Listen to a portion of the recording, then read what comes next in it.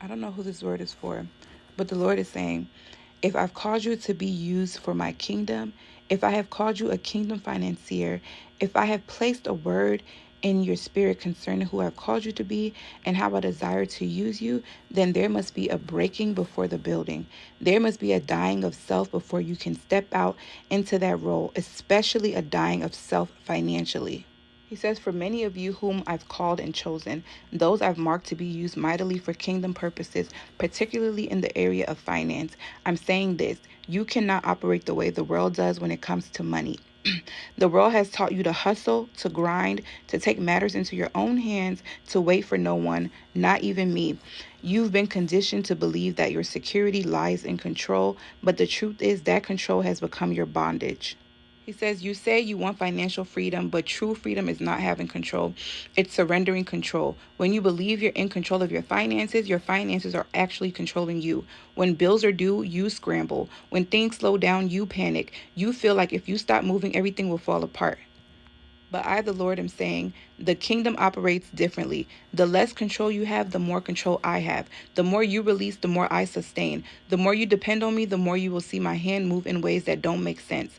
Every one of my children must go through the testing, the pruning of surrendering their finances to me so that I can break that worldly mindset and rebuild you in a kingdom mindset that cannot be shaken. He says, when I bless you, I need to know that you're not attached to the blessing. I need to know that when I tell you to give, you will not hesitate. When I tell you to pour into something or someone, you won't question it because you'll understand it was never yours. It was mine all along.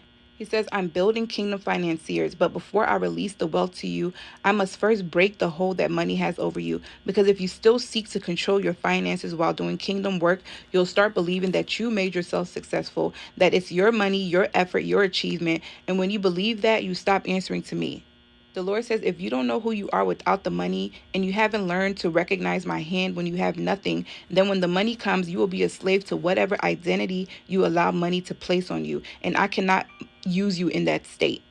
He says, I'm not raising you to move the way the world moves. I'm teaching you how to operate in the kingdom flow, where you trust, where you release, and where you move in faith, knowing that your Father is a God of abundance.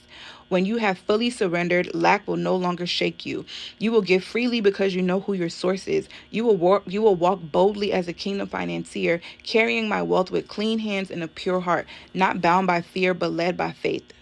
The Lord is saying, for many of you, your greatest struggle has been taking the leap of faith. I have spoken to some of you to leave your traditional 9 to 5 and trust that I will provide. Yet the fear, the thought of not being in control of your finances, of not knowing what's next, has crippled you from being obedient to what I've called you to do.